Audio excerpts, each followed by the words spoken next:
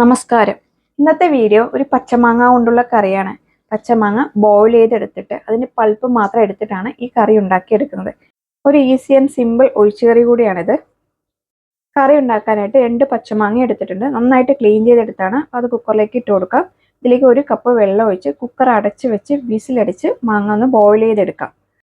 ഇനി ഇതിലേക്കുള്ള മസാല ഒന്ന് റെഡിയാക്കി എടുക്കാം. അതിനായിട്ട് ഞാൻ 1/2 ടീസ്പൂൺ കുരുമുളകും 1/2 ടീസ്പൂൺ ചെറിയ ജീരകം എടുത്തിട്ടുണ്ട്. അതൊന്ന് ചതച്ചെടുക്കാം.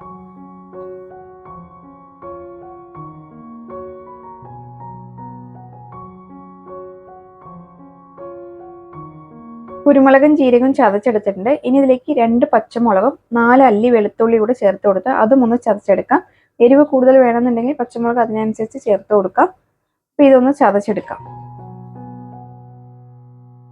ഞാൻ കുക്കർ 3 വിസിലടിച്ചെടുത്തിട്ടുണ്ട്. നമ്മൾ പച്ചമാങ്ങ വെന്ത് വന്നിട്ടുണ്ടാവും. കുക്കർ ഓപ്പൺ ചെയ്ത് നോക്കാം. ഇനി വെള്ളത്തിൽ നിന്ന് മാറ്റിയെടുക്കാം. ഇതിൻ്റെ ചൂടോടെ തന്നെ ആ തൊലി ഒന്ന് കളഞ്ഞെടുക്കാം. എന്നിട്ട് അതിൻ്റെ പൾപ്പ് മാത്രം എടുത്തിട്ടാണ് നമ്മൾ കറി ഉണ്ടാക്കിയെടുക്കുന്നത്.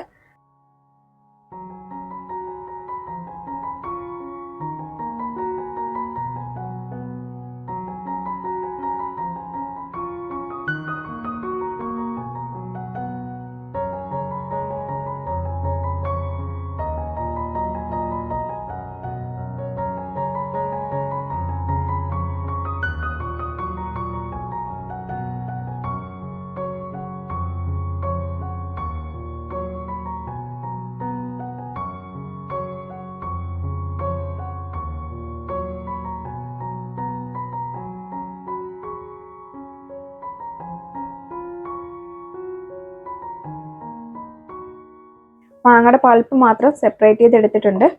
ഇനി പൾപ്പ് വേറെ പാത്രത്തിലേക്ക് ഇട്ട് കൊടുക്കാം. നമുക്ക് മസാലക്കൂട്ടൊക്കെ ഇട്ട് ഒന്ന് മിക്സ് ചെയ്തെടുക്കാനുള്ള ഒരു പാത്രത്തിലേക്ക് ഇട്ട് കൊടുക്കാം.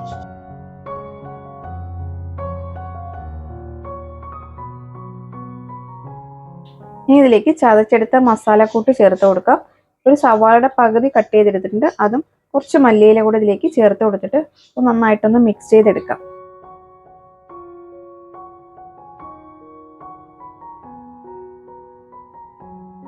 ഇനി ഇതിലേക്ക് വെള്ളം ചേർത്ത് കൊടുക്കാം. ഞാൻ ചൂടുവെള്ളമാണ് ഇതിലേക്ക് ചേർത്ത് കൊടുക്കുന്നത്.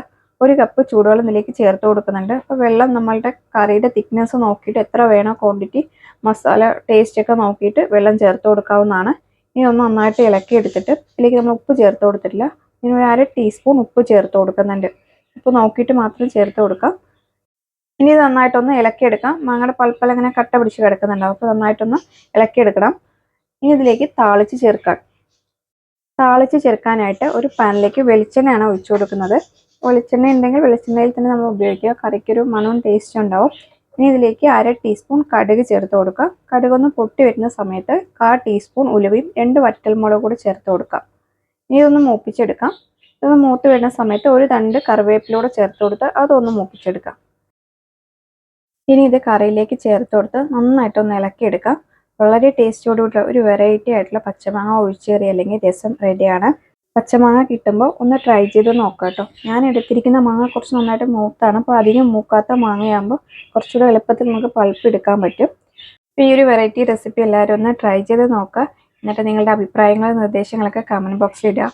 Thank you.